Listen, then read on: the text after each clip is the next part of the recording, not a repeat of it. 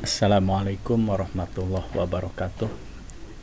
Eh, Kembali bertemu dengan Mas Caslam Channel. Kali ini saya akan berbagi informasi, yaitu cara melakukan verpal PD, ya, verpal peserta didik, verifikasi dan validasi peserta didik.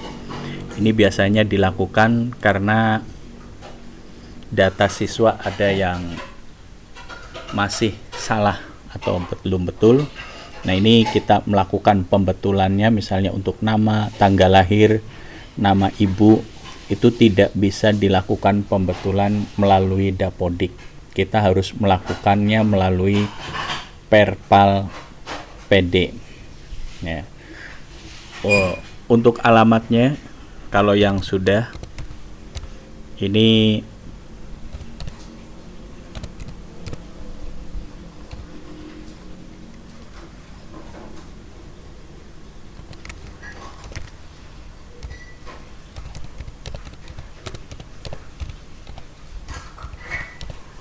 ya, yang sudah lalu, yang sudah itu biasanya alamatnya sesuai dengan yang ada di Dapodik.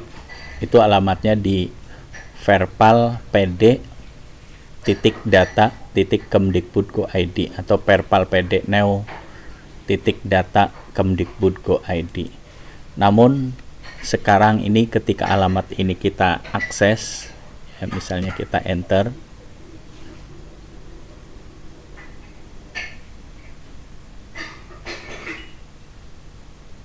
ya, alamat tidak ditemukan, ya, akan selalu muncul alamat tidak ditemukan.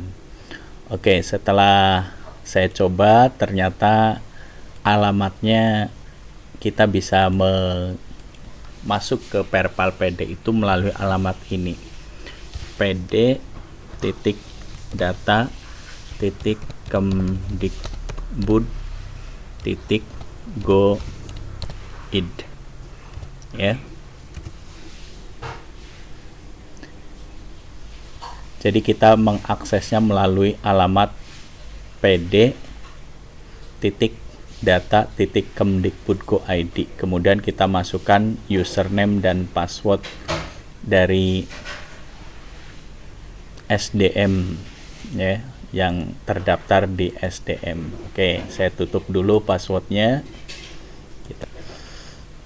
Oke, setelah kita ketikkan username dan password, maka kita akan masuk ke alamat ini,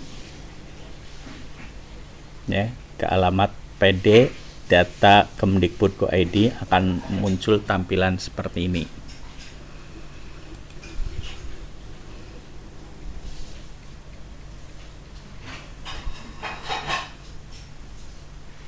Nah, kemudian untuk mengubah data siswa, kita di sini ada beberapa tombol, ya, rangkuman tingkat akhir, berarti siswa kelas 6, kemudian PDAKM, ini peserta didik yang akan mengikuti asesmen kompetensi minimal, ya, kemudian peserta didik, ini menampilkan data semua peserta didik. Ini residu, ya, data peserta didik yang memiliki kesalahan, ya, di residu. Dan ini ada tombol baru, yaitu unduh akun. Oke, kita masuk saja karena kita akan melakukan perpal. Kita coba masuk ke peserta didik.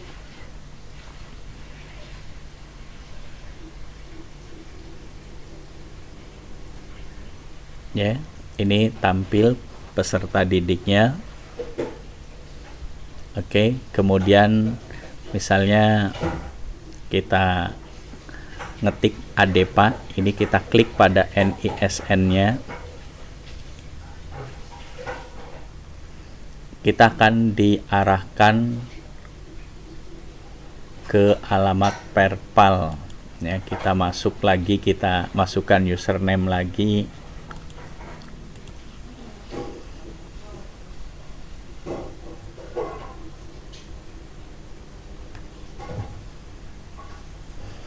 Ya, setelah kita ngetik username dan password, akan muncul informasi pembaharuan aplikasi. Oke, seperti ini. Kemudian kita bisa, di sini ada verifikasi validasi beranda. Ini tampilan beranda seperti ini.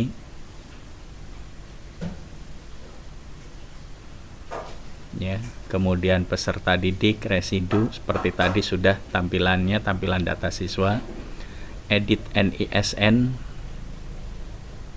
lalu edit identitas. Nah, kita melakukan edit identitas.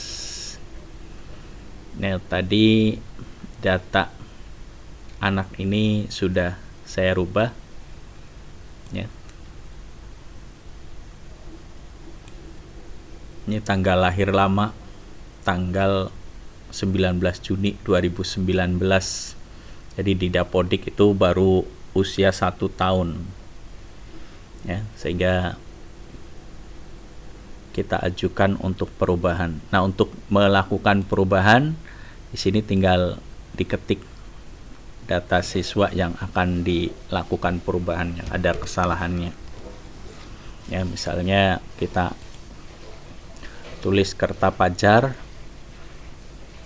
formulir perubahan identitas untuk siswa ini hanya bisa dilakukan sebanyak 3 kali. Jadi usahakan supaya tidak sampai terjadi kesalahan lagi. Kita harus mencocokkan dengan sebenar-benarnya dari akte kelahiran ataupun dari kakak. Karena kalau sudah 3 kali sudah tidak bisa dilakukan perubahan.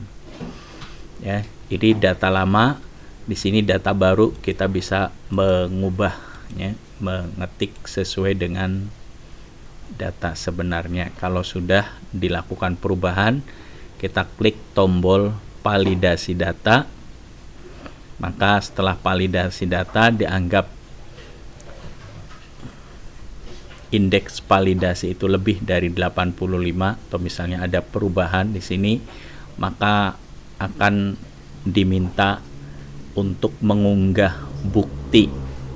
Ya, mengunggah bukti bisa berupa akte ataupun KK, ya, akte kelahiran ataupun kartu keluarga yang asli. Jadi scanan dari akte atau KK yang asli. Kalau fotokopi akan ditolak atau di status persetujuannya itu tidak bisa. Ya, itu